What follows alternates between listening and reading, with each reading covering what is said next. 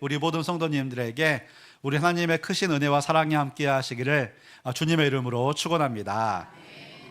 마지막 시대의 특징 중에 하나는요, 사람들이 철저하게 자기중심적인 삶을 산다는 것입니다. 그래서 디모데후서 3장 1절 이하 말씀에 보면 너는 이것을 알라. 말세에 고통하는 때가 이르러 사람들이 자기를 사랑하며 돈을 사랑하며 자랑하며 교만하며 비방하며 부모를 거역하며 감사하지 아니하며 거룩하지 아니하며 무정하며 온통함을 풀지 아니하며 모함하며 절제하지 못하며 사나우며 선한 것을 좋아하지 아니하며. 말세에는 사람들이 자기를 사랑합니다. 이렇게 이제 돈도 사랑하고요, 또 자랑하고 교만하고 다른 사람을 비방하고 부모를 거역합니다. 무정하고 온통하고 이렇게 이제 다른 사람을 모함하고 절제하지 못하고 사납고 또 선한 것을 좋아하지 않는다라고 이렇게 말씀하고 있습니다. 그렇다면 말세는 언제일까요? 이 마지막 시대는 언제일까요? 신학자들은 오순절 성령 강림 이후부터 이미 말세가 시작되었다라고 이렇게 말씀하고 있습니다. 그래서 2026년을 살아가는 우리는요, 말세를 살아가고 있고요, 말세 중에서도 말세의 지마를 우리가 살아가고 있습니다. 우리가 사는 세상은 개인주의와 이기주의가 팽배한 세상입니다. 그런데 많은 사람들이 자기중심적으로 개인주의, 이기주의적으로 살아가는 이 세대 가운데 오늘 예수님은 우리에게 이 말씀을 주고 있습니다. 7절이죠. 긍휼히 여기는 자는 복이 있나니 그들이 긍휼히 여김을 받을 것이미요. 세상 사람들은 자기중심적인 삶을 살고 세상 사람들은 개인주의, 이기주의적인 삶을 살아가지만 하나님의 백성은 긍휼히 여기는 삶을 살라, 이렇게 말씀을 하고 있는 것입니다. 이 세상 사람들처럼 세상에 휩쓸려 살아가는 것이 아니라 이 하나님의 백성들은 긍휼을 베풀며 또 사람들을 불쌍히 여기며 살라, 이렇게 말씀을 하고 있는 것입니다. 그렇습니다. 우리는 세상 사람들과 다르게 이 세상에서 또 주변 사람들에게 불쌍히 여기며 또 긍휼을 베풀며 살아가는 우리 모두가 되어야 될 줄로 믿습니다. 우리가 잘 알고 있는 그 사도행전 2장의 초대교회는요, 모든 것의 신앙의 모범이 되는 교회입니다. 그 교회는 기적과 능력이 나타나는 교회였고 또 하나님을 향한 뜨거운 예배가 있는 교회였고 성도 간의 친밀한 교제가 있는 그러한 교회였습니다. 그런데 이 초대교회에 또 하나의 특징이 뭐가 있냐면 긍휼이 풍성한 교회였다는 것입니다. 그래서 사도행전 2장 44절 45절 말씀에 보면 믿는 사람이 다 함께 있어 모든 물건을 서로 통용하고 또 재산과 소유를 팔아 각 사람의 필요를 따라 나눠주며. 초대교회 안에도 굉장히 많은 어려운 사람들이 되게 많이 있었습니다. 그런데 성도들이 그들에 대해서 냉정하지 않고 그들에 대해서 무심하지 않고 정말 자신의 소유를 팔아서 그 사람들의 필요를 따라서 채워주는 것을 알 수가 있는 것입니다. 그래서 참 믿음의 사람들은 우리 서로를 향하여서 또 이렇게 이제 저기서 주변 사람들을 향하여서 긍휼을 베푸는 삶, 불쌍히 여기는 삶을 우리가 살아가야 되는 것입니다. 그러면서 오늘 본문에서는 긍휼히 여기는 사람은 복이 있다라고 말씀하십니다. 어떤 복이 있습니까? 긍휼히 여김을 받는 복이 있습니다. 긍휼히 여기는 자는 복이 있나니 그들이 긍휼히 여김을 받을 것이며. 그런데 이 그들이 긍휼히 여김을 받을 것이며 이 구절에서는요, 굉장히 신기한 헬라어 시제가 쓰였습니다. 그게 뭐였냐면 신적 수동태라는 것인데요, 이것은 하나님께서 주시는 긍휼을 말합니다.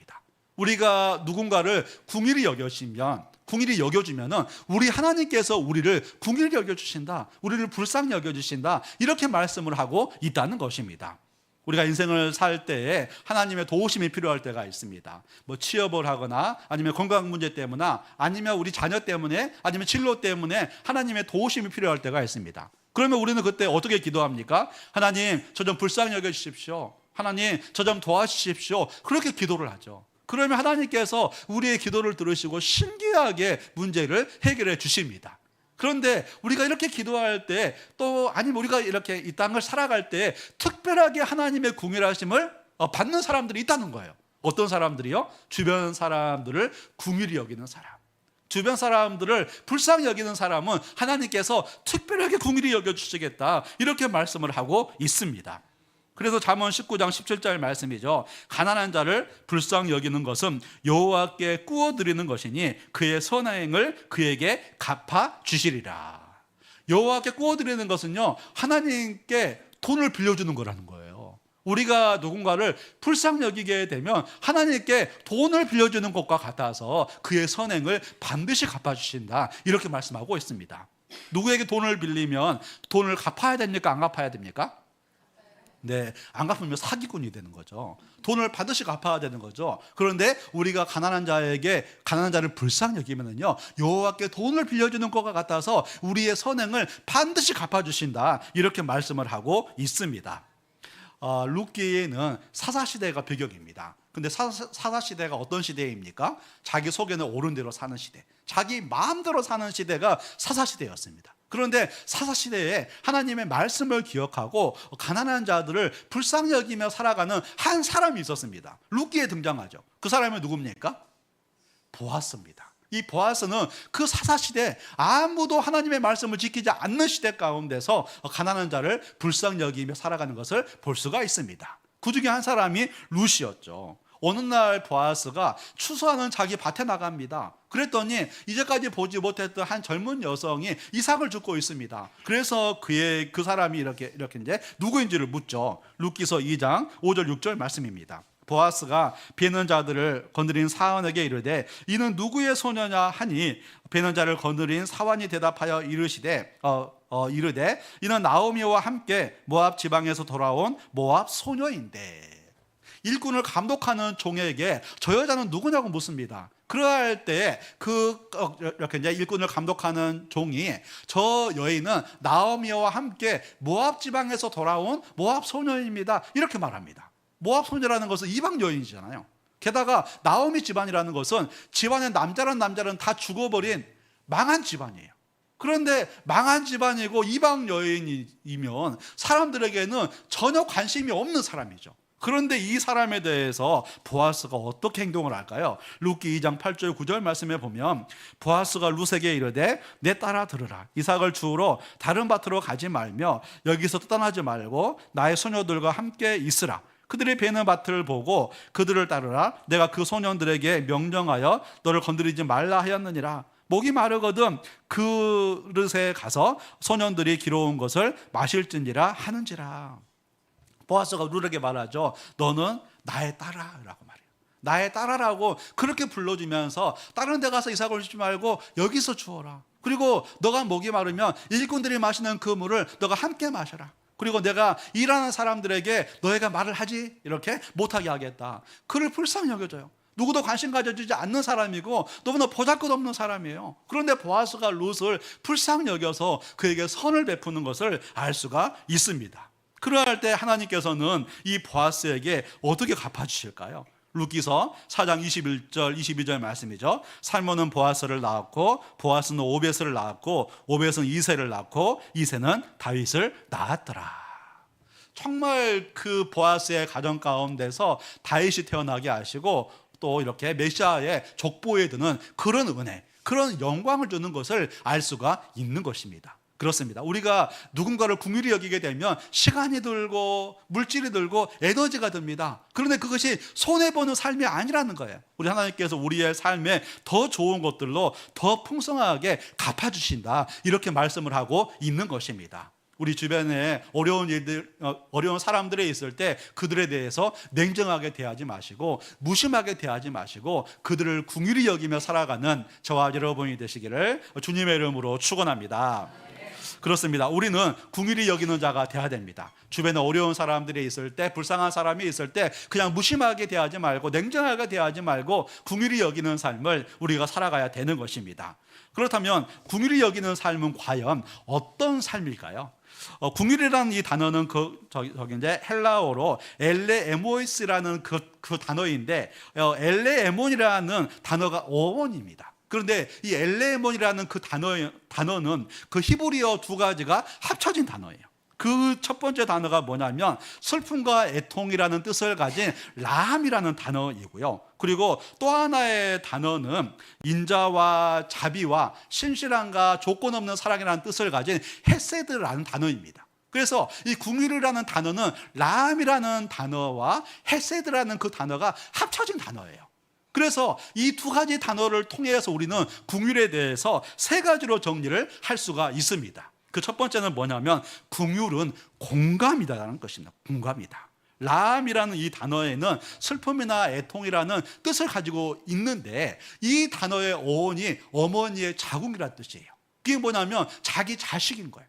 그러니까 누군가에 대해서 슬퍼하고 애통을 하는데 자기 자식이 그 일을 당한 것처럼 슬퍼하는 것, 이것이 바로 성경에서 말하는 궁휼의 첫 번째 의미입니다. 만약에 우리 그 자식들에게 어려움이 있을 때 아이고 어렵구나 라고 생각하십니까? 아니면 내 자식이 아프면 내가 아프십니까? 어떠십니까? 네, 내 자식이 아프면 내가 아프죠. 근데 성경에서 말하는 궁휼의 첫 번째 의미가 그거라는 거예요. 내 자식이 아픈 것처럼 상대방의 아픔을 내가 느끼고 이해하고 공감해 주는 것, 이것이 바로 궁휼의 첫 번째 의미라는 것입니다. 그래서 우리는 우리 주변에 어려운 사람이나 불쌍한 사람이 있을 때 그들을 판단하고 정죄하거나 또 이렇게 무시하는 것이 아니라 그의 아픔을 나의 아픔으로 여기고 먼저 공감해 주는 삶을 우리 모두가 다 살아가야 될 줄로 믿습니다. 이 모습을 예수님께서 가장 잘 보여주십니다. 요한복음 9장에 보면 예수님이 길을 가시다가 맹인 한 사람을 보시게 되세요. 그래서 예수님께서 맹인을 하시니까 보시니까 제자들이 물어요. 이 맹인이 태어난 것이 자기 죄 때문입니까? 부모 죄 때문입니까? 아니 저기를 사람 앞에다 세워놓고 이 사람이 이렇게 저기가 된 게, 맹인이 된 게 자기 죄 때문입니까? 부모 죄 때문입니까? 그러면서 그 맹인에 대해서 전혀 배려나 뭐 이렇게 이제 궁휼이 이렇게 없는 것을 볼 수가 있습니다. 그러할 때 예수님께서 그 맹인에게, 그 제자들에게 어떻게 말씀하십니까? 이 사람이 맹인이 된 것은 자기의 죄 때문도 아니고 부모의 죄 때문도 아니라 하나님이 하시는 일을 나타내기 위함이다. 우리도 마찬가지예요. 우리가 각자가 아마 자기가 가진 열등감들이 다 있을 것입니다. 근데 내가 이렇게 태어난 것은 재수가 나빠서도 아니고 운이 나빠서도 아니고 하나님 이것을 통해서 하실 일이 있기 때문이라는 사실을 우리가 기억해야 될 줄로 믿습니다. 이 맹인이 이 말을 들을 때 너가 맹인으로 태어난 것은 너의 죄 때문도 아니고 부모의 죄 때문도 아니라 하나님이 하시는 일을 나타내기 위함이다. 이 말을 들을 때 맹인의 마음이 얼마나 좋았을까요? 그런데 우리 예수님께서는 맹인을 거기서 그치는 것이 아니라 이렇게 해주세요. 요한복음 9장 6절 7절 말씀이죠. 이 말씀을 하시고 땅에 침을 뱉어 진흙을 이겨 그의 눈에 바르시고 이르시되 실로암 못에 가서 씻으라 하시니 실로암은 번역하면 보냄을 받았다는 뜻이라. 이에 가서 씻고 밝은 눈으로 왔더라. 침을 뱉어서 이렇게 이제 진흙을 이겨서 그의 눈에 이렇게 저기 하시죠, 발라주시죠. 어떤 분들은 더럽게 왜 그렇게 하세요? 그럴 수도 있어요. 그런데 좀 이렇게 이제 저기서 나이가 드신 분들은 아시겠지만 예전에 그 사실 때 벌레 물리거나 벌에 쏘이면 침 발라본 적 있으세요? 네, 네, 그렇습니다. 네, 불과 수십 년 전만 해도요, 우리나라도 그랬어요. 자기가 벌레 물리거나 어디가 아프면 자기가 침을 발랐거든요. 근데 2000년 전에 그 당시에 문화에서도요, 어디가 아프면 이렇게 이제 침을 바르면 치유가 된다고 생각을 했대요. 그래서 눈에 바르는 것도 사실은요, 눈이 아프게 되면 이렇게 이제 침을 바르는 사람들도 있었다고 합니다. 그래서 예수님께서는 그 당시에 문화를 반영을 해서 치유 행위를 하시는 거죠. 근데 우리가 좀만 생각을 해보면 예수님은 이렇게까지 할 필요가 사실 없으시거든요. 그냥 말씀만 하셔도 그 사람의 눈을 뜨게 할 수가 있는 거죠. 근데 그럼에도 불구하고 그에게 가셔서 진흙을 이겨가지고 눈에 발라주시고 그를 만져주세요. 왜 그랬을까요? 왜 그랬을까요? 그를 불쌍히 여기는 거죠. 그렇죠. 그 맹인은요, 누구 죄 때문에 저 사람이 맹인이 되었을까? 그 말을 들으면서 누구도 가까이 가지 않고 사람들의 외면을 당하는 사람이었습니다. 그런데 예수님께서는 그 사람에게 가까이 가셔서 눈을 만져주시고 그의 마음을 이렇게 만져주시는 것을 알 수가 있는 것입니다. 이것이 바로 성경에서 말하는 궁휼입니다. 그냥 동정하는 것이 아니라, 그냥 말로만 하는 것이 아니라 그의 마음을 이해하고 이렇게 이제 슬픔을 공감해 주는 것, 그것이 바로 성경에서 말하는 첫 번째 긍휼의 의미인 것입니다. 2014년 4월 16일에 이렇게 이제 우리나라는 굉장히 큰 사건, 너무나 이렇게 이제 가슴 아픈 사건 하나가 있었습니다. 그것은 이제 세월호 참사였습니다. 정말 인천항에서 출발해서 제주도로 가던 그 세월호가 진도 앞바다에서 침몰해가지고 299명이 사망을 하고 또 5명이 실종하는 엄청난 일이 생겼습니다. 근데 이제 그 일이 있은 지 이제 며칠 후였습니다. 제가 그때 부교육자로 교회를 섬기고 있었는데 저희 교구에서 한 순장님이 저에게 카톡을 보냈어요. 목사님, 지금 이제 저희 순 사이에서 어느 직장 사역을 하시는 목사님이 이런 메시지를 보냈는데 이게 계속 퍼져도 좋은 건가요? 그러면서 저에게 메시지 하나를 보내줬는데 그게 뭐였냐면 지금 세월호 참사를 하면서 노란 리본을 이렇게 저기를 해가지고 있는데 상징으로 해가지고 그들의 무슨 귀환을 바라고 있는데 무슨 노란 리본이 노란 라비를 상징하고 있고 이거는 저기가 이제 무속신앙이고 우리가 이것을 경계해야 된다라는 이제 그러한 내용의 이렇게 카톡이었습니다. 제가 그것을 받고 그 순장님에게 바로 보냈어요. 로마서 12장 15절 말씀이었습니다. 즐거워하는 자들과 함께 즐거워하고 우는 자들과 함께 울라. 지금 수많은 사람들이 지금 침몰하는 상황이고 너무나 가슴 아파하는 상황인데 그거 가지고 지금 다툴 상황이 아니다. 지금은 우는 자들과 함께 울어야 될 상황이다. 당장 그만두라 그랬어요. 그래가지고 그 카톡을 다 보내가지고 한번 정리를 이렇게 이제 해주었던 이렇게 적이 있습니다. 우리 가운데 누군가가 슬픔을 당한 사람이 있거나 어려움을 당하는 이렇게 이제 사람이 있을 때는 그 옳고 그를 가지고 일단은 싸우기 전에 그 사람에 대해서 판단하고 정죄하기 전에 우는 자들과 함께 우는 것, 먼저 공감하는 것이 긍휼의 첫 번째라는 것을 우리 모두가 다 기억해야 될 줄로 믿습니다. 미시 뷰캐넌이라는 미국의 기독교 작가가 있습니다. 이 사람은 특이하게도 슬픔과 애통과 상실을 주제로 글도 쓰고 또 강연도 하시는 분입니다. 그런데 이분이 슬픔에 대해서 정의를 해놓은 게 있는데요. 이분은 슬픔을 이렇게 정의를 해요. 슬픔은 마치 2인용 자전거를 혼자 타는 것 같아. 2인용 자전거는 두 사람이 타야 되잖아요. 그런데 혼자 타는 것 같아요. 그러니까 2인용 자전거를 혼자 타는 그 사람의 느낌이 어떨까요? 너무나 고독하고 너무나 외롭고 너무나 쓸쓸한 상태라는 거죠. 그래서 그 슬픔을 당한 사람에게는 정답이 필요한 것이 아니라 공감이 필요하고 이해가 필요하다라고 이렇게 말을 합니다. 우리 사랑하는 성도 여러분, 다들 지금도 잘 하고 계시지만 교회 안에 어려운 사람이 있을 때, 순 안에 어려운 사람이 있을 때, 우리 가족이나 우리 주변에 어려운 사람이 있을 때 판단하거나 정죄하거나 답을 먼저 알려주는 것이 아니라 먼저 그 사람을 이해하고 공감해주는 저와 여러분이 되시기를 주님의 이름으로 축원합니다. 이 하나님이 말씀하신 긍휼은요, 먼저 슬픔에 대해서 공감하는 것입니다. 그렇다면 두 번째로 이 하나님의 긍휼은 과연 어떤 것일까요? 그 두 번째는 실천하는 사랑입니다.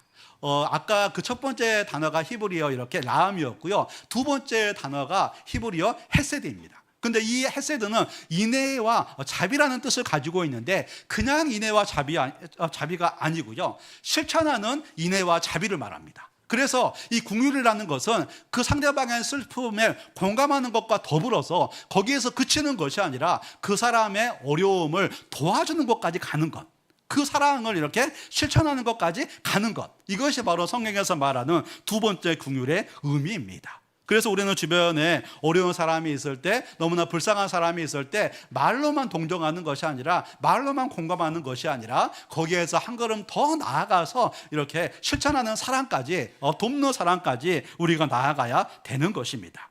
이것을 가장 잘 보여주는 사람이 우리가 너무나 잘 알고 있는 누가복음 10장의 선한 사마리아인입니다.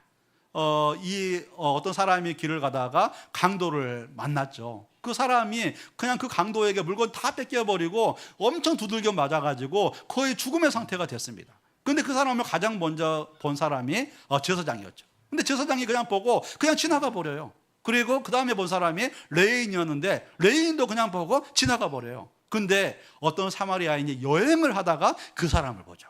그 사람을 자기 이렇게 이제 나귀에 태우고 여관으로 가서 그를 돌봐주죠. 그리고 그 다음 일정이 있어가지고 그가 그 여관을 떠나면서 그 주인에게 말합니다. 좀 잘 돌봐주십시오. 돈이 더 필요하면 제가 다시 와서 이 사람에 대한 그 부분, 그 비용을 제가 다 지불하겠습니다. 이렇게 말을 해요. 그럼 이 사마리아인이 이 강도 만난 사람을 도와준 이렇게 이유가 무엇일까요? 누가복음 10장 13절 말씀에서는 어떤 사마리아 사람은 여행하는 중 거기에 이르러 그를 보고 불쌍히 여겨. 사마리아인이 그를 보고 불쌍히 여겨서 그에게 이렇게 이제 비상조치를 취하고 그의 상처를 잘 돌봐주는 것을 알 수가 있습니다. 그러면서 예수님께서는 이 세 사람 가운데 누가 진정한 이웃이냐라고 물어요.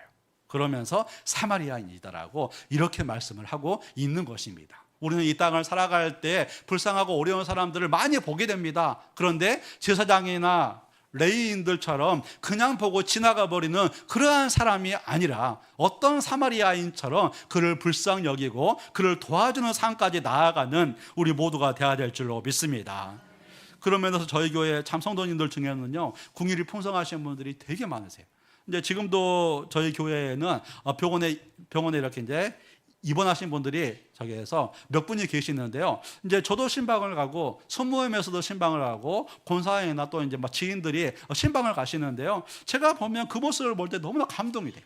왜냐하면 성도님들이 신방을 가서 그분들과 함께 울어주고요. 또 그들을 위해서 이렇게 기도해 주고요. 심지어 이렇게 이제 물질적으로 이렇게 섬겨 주실 때도 있어요. 제가 그 모습을 보면서 제 마음에도 굉장히 큰 감동이 되는데, 어려움을 당한 성도님들이 어려움을 통해서 우리 성도님들의 이렇게 이제 따뜻한 사랑을 느꼈다 하시는 분들이 되게 많으세요. 우리 성도님들 다들 지금도 잘하고 계시지만 주변에 아픈 사람들이나 어려운 사람들이 있을 때 정말 실천하는 사랑으로, 실천하는 국률로 우리 주변 사람들을 불쌍히 여기며 살아가는 우리 모두가 되었으면 좋겠습니다.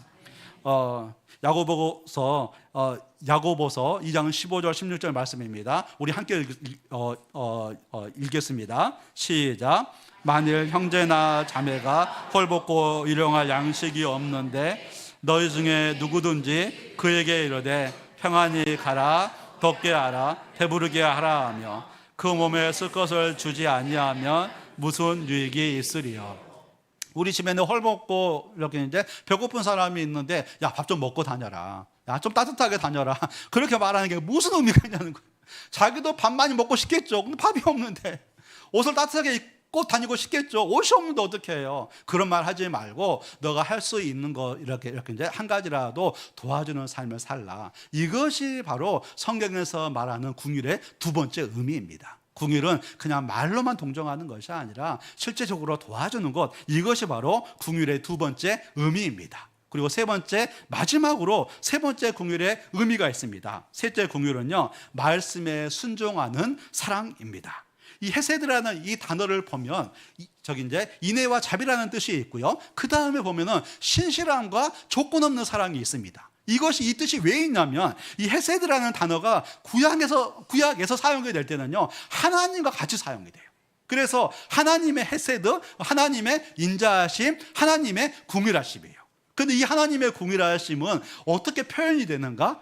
이해할 수 없는 사람도, 용서할 수 없는 사람도 불쌍히 여겨주시는 것으로 이렇게 이제 하게 됩니다. 표현되게 됩니다. 민수기 14장 18절 19절 말씀인데요, 우리 함께 읽어보겠습니다. 시작.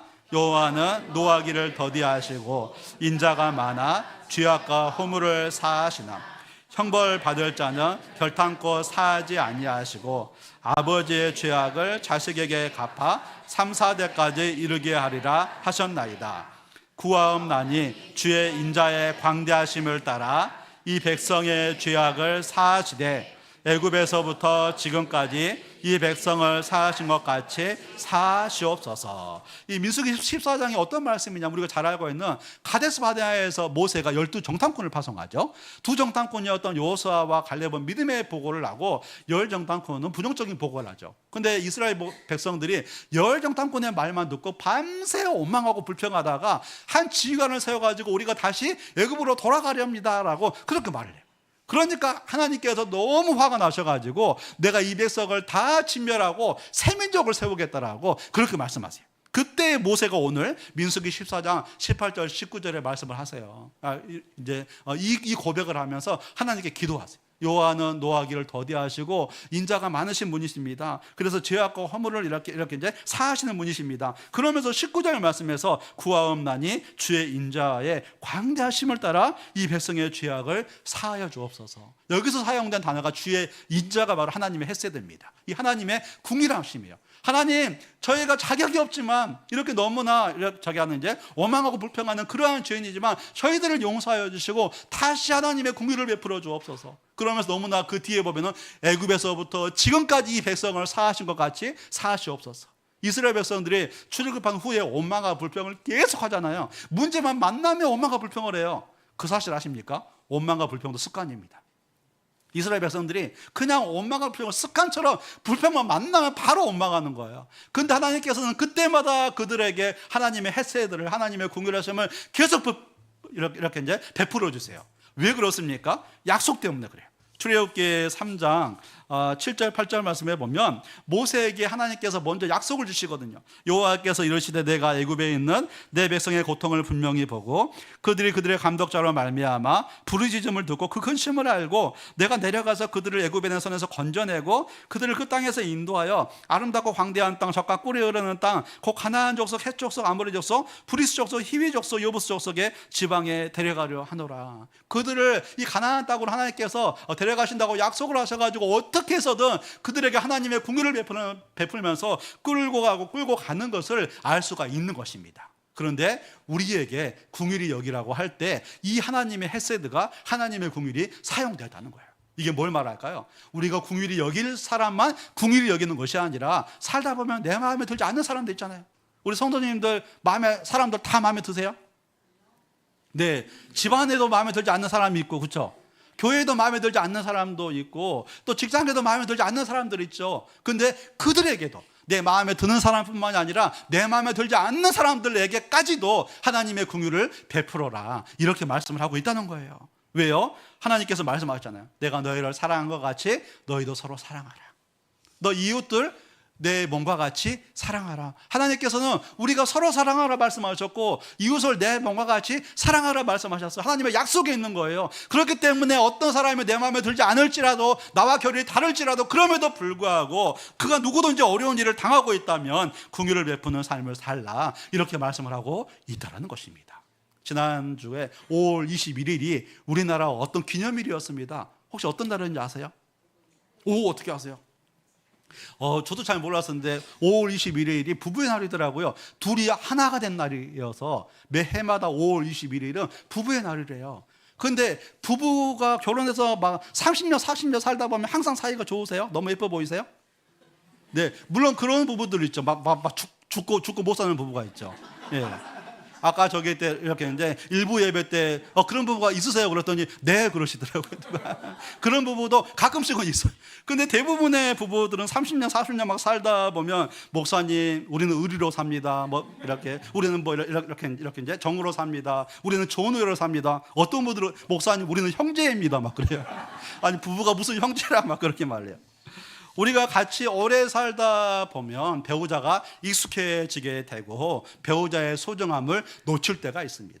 그러다 보니까 배우자에 대한 사랑이나 배우자에 대한 궁율이 식을 때가 있는 것이죠. 그러나 우리는 배우자에 대해서도 하나님의 궁율로, 그럼에도 불구하고 배우자에게 궁율을 베풀어야 된다는 것입니다. 하나님의 약속 때문에 그렇습니다. 마태복음 19장 6절 말씀이죠. 그런즉 이제 둘이 아니요 한 몸이니 그러므로 하나님이 짝지어 주신 것을 사람이 나누지 못할지니라. 하나님께서 두 부부를 만나게 하신 것은 하나님의 주권적인 섭리가 있고 하나님의 뜻이 있다는 거예요. 이 하나님의 약속이 있기 때문에 때로는 내 마음에 들지 않을 때가 있고 성격이 다를 때가 있고, 목사님 제 아내는 제 남편을 로또예요, 하나도 안 맞아요, 막 그럴 때도 있지만 그럼에도 불구하고 배우자를 궁휼히 여겨야 된다는 것입니다. 이것이 바로 세상의 궁휼과 하나님의 궁휼의 차이예요. 하나님의 궁휼은요, 그럼에도 불구하고 궁휼을 베푸는 것입니다. 하나님의 약속 때문에 그렇습니다. 직장이나 교회에서도 세상의 궁휼이 아니라 하나님의 궁휼로 그럼에도 불구하고 우리가 궁휼을 베푸는 삶을 살아가야 되는 것입니다. 지난 목요일 저녁이었습니다.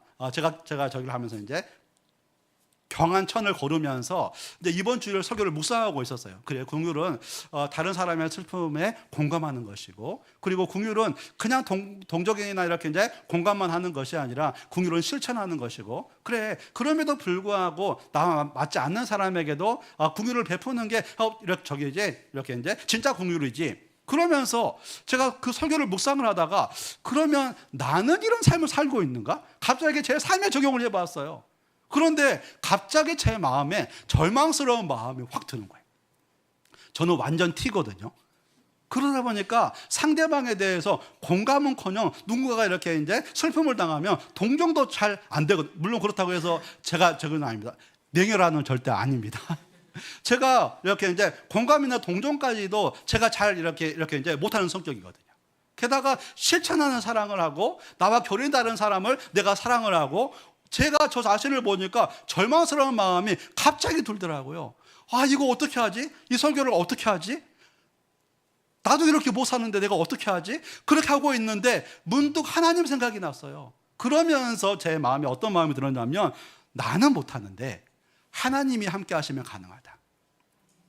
나는 이러한 긍휼을 내가 못하지만 하나님의 나를 도와주시면 내가 이런 삶을 살 수 있다는 사실을 알게 되었습니다. 왜 그렇습니까? 우리 하나님은 긍휼이 풍성하시기 때문에 그렇습니다. 그래서 에베소 2장 4절 말씀입니다. 긍휼이 풍성하신 하나님이 우리를 사랑하신 그 큰 사랑을 인하여.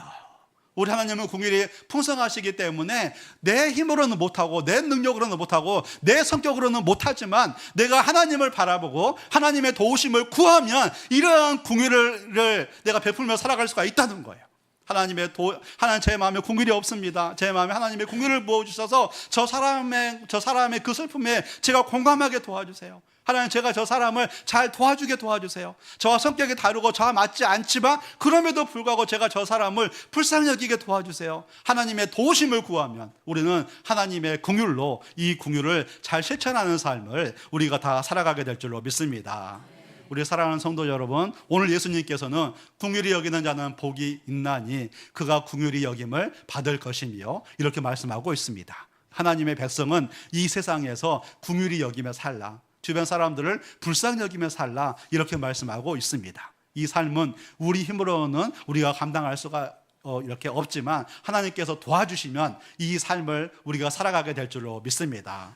이번 한 주간 동안 우리 주변에서 어려운 사람을 할 때, 만나게 될 때 그에 대해서 냉정하게 대하지 마시고 무심하게 대하지 마시고 이 하나님의 도우심을 구하면서 이 하나님의 긍휼을 잘 실천하며 살아가는 귀한 한 주간이 되시기를 주님의 이름으로 축원합니다. 우리 다 함께 찬양 드리겠습니다. 오늘 함께 드릴 찬양은 나 주님의 기쁨 되기 원하네. 하나님, 저의 말을 통해, 제 삶을 통해서 주님의 기쁨 되기를 원합니다. 제 마음을 새롭게 하여 주셔서, 제 마음에 하나님의 긍휼을 부어주셔서 제가 하나님의 기쁨이 되는 삶을 살아갈 수 있도록 도와주시옵소서. 이 믿음의 고백을 우리 하나님께 올려드리겠습니다.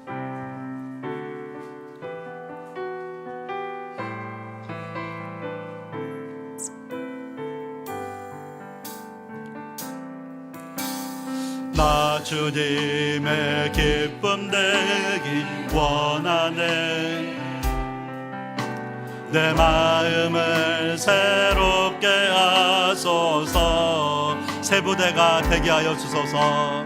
새 부대가 되게 하여 주님의 빛을 비추게 하소서. 주님의 빛 비추게 하소서. 내가 원하는 한 가지, 내가 원하는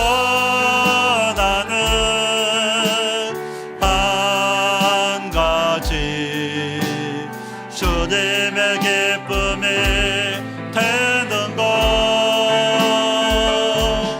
내가 원하는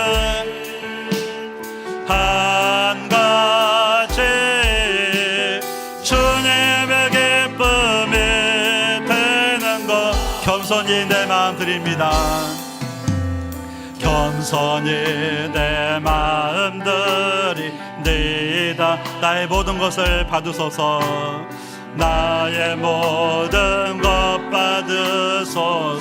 나의 마음을 깨끗게 씻어주사 나의 맘 깨끗게 씻어 주사 주의 길로 행하게 하소서. 주의 길로 행하게 하소서. 내가 원하는 한 가지, 내가 원하는 한 가지, 주님의 기쁨이 되는 것. 내가 원하는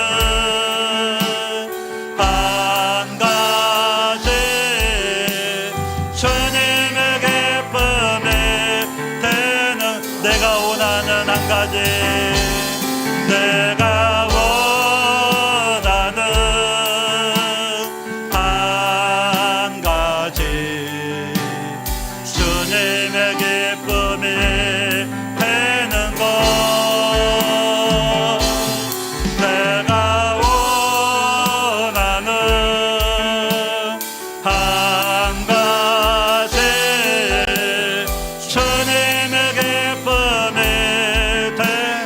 이제 나는 옛사람 아니요, 이제 나는 옛사람 아니요, 사랑에서 건지신 주의 자녀이니 그 한없는 주의 사랑 안에 기쁨으로 걸어가게. 이제 나는 옛사람 아니요, 이제 나는 옛사람 아니요, 사망에서 건지신 주의 자녀이니 그 한없는 주의 사랑 안에 기쁨으로 걸어가겠네. 우리 다 함께 오늘 주신 말씀을 기억하며 기도하기를 원합니다. 그렇습니다. 우리는 옛사람이 아닙니다. 우리가 예수님을 믿고 새 사람이 되었습니다. 이 세상 사람들은 개인주의와 이기주의적으로 살아가지만 이제 우리는 긍휼히 여기는 자로, 긍휼을 베푸는 자로 살아가기를 원합니다. 하나님, 우리 마음에 하나님의 긍휼을 충만하게 부어주셔서 우리 가정에, 또 교회에, 우리 주변 사람들의 어려운 사람이 있을 때 그들을 냉정하게 무심하게 대하지 않게 하시고 하나님의 긍휼로 그들을 불쌍히 여기며 살아갈 수 있도록 은혜들을 내리어 주시옵소서. 우리의 삶들을 주님 앞에 올려드리면서 우리 다 함께 합심해서 기도하겠습니다. 거룩하신 하나님 아버지, 저희가 예수 그리스도를 믿고 새 사람이 되었습니다. 하나님, 이제는 저희가 옛사람이 아니요 새 사람이 되었습니다. 새 사람으로서 하나님의 긍휼을 가지고 긍휼을 베푸는 자로, 긍휼을 여기는 자로 저희가 살아가기를 원합니다. 하나님 아버지, 저희들을 불쌍히 여겨주시고 저희를 긍휼히 여겨주셔서 하나님, 우리 집에 어려운 사람들이 있을 때 그들을 냉정하게 무심하게 대하지 않게 하여 주시고 하나님, 그들을 불쌍히 여겨주시고 그들에 대해 공감하고 그들의 사랑을 실천하며 하나님의 긍휼로 그럼에도 불구하고 나아갈 수 있도록 도와주시옵소서. 우리의 마음 가운데 하나님의 긍휼한 마음이 없습니다. 하나님, 우리의 마음 가운데 하나님의 긍휼한 마음이 없습니다. 하나님의 긍휼을 물붓듯이 부어주셔서 하나님의 마음을 하나님의 긍휼로 사랑할 수 없는 사람도 사랑하고 또 불쌍히 여기며 살아가는 우리 모두가 될 수 있도록 하나님 도와주시옵소서. 하나님 아버지, 긍휼을 베풀어 주시옵소서. 하나님 아버지, 참 좋으신 하나님 아버지, 긍휼히 여기는 자는 복이 있나니 그가 긍휼히 여김을 받을 것이며 라고 말씀하셨습니다. 하나님께서는 우리에게 긍휼히 여기는 자로 살 것을 말씀하시는데 우리 마음에 긍휼이 없습니다. 우리가 좋아하는 사람만 좋아하고 우리가 싫어하는 사람은 우리가 좋아하지도 않고 또 긍휼을 베풀지도 않습니다. 우리 마음 가운데 하나님의 긍휼을 물붓듯이 부어주셔서 주변에 어려운 사람이 있을 때 대상을 가리지 않고 하나님의 긍휼로, 하나님의 마음으로 긍휼을 베풀며 살아갈 수 있도록 도와주시옵소서. 그래서 우리가 이 땅을 살아가는 동안에 하나님의 특별한 긍휼하심을 입으며 살아가는 모든 성도님들 되게 도와주옵소서. 하나님 아버지, 감사합니다. 예수 그리스도 이름으로 기도합니다.